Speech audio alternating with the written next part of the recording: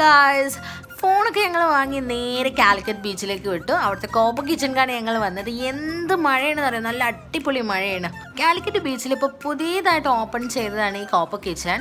നല്ല അടിപൊളി ആംബിയൻസ് ആണ് കേട്ടോ, അത് പറയണേ വേണം. നമുക്ക് അതിൻ്റെ ഉള്ളിൽ കയറുമ്പോൾ തന്നെ മനസ്സിലാവും നല്ല അടിപൊളി ആംബിയൻസ് എന്ന് പറഞ്ഞാൽ നല്ല അടിപൊളി ആംബിയൻസ് ആണ്.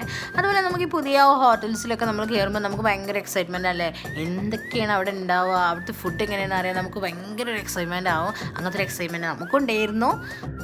ഫാമിലി ആയിട്ട് പുറത്ത് പോവുക, എന്നിട്ട് എൻജോയ് ചെയ്യുക, എന്നിട്ട് ഇങ്ങനെ ഹാപ്പി ആയിട്ട് ഇരിക്കുക എന്നുള്ളത് എനിക്ക് ഭയങ്കര ഇഷ്ടമുള്ളൊരു സംഭവമാണ്.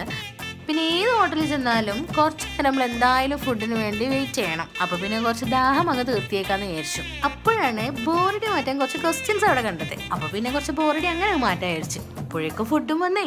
ഒന്നും നോക്കില്ല, അവിടുത്തെ സ്പെഷ്യൽ കബാബ് പ്ലാറ്റർ നമ്മൾ കണ്ട് വാങ്ങി. നല്ല അടിപൊളി ടേസ്റ്റി ആയിരുന്നു.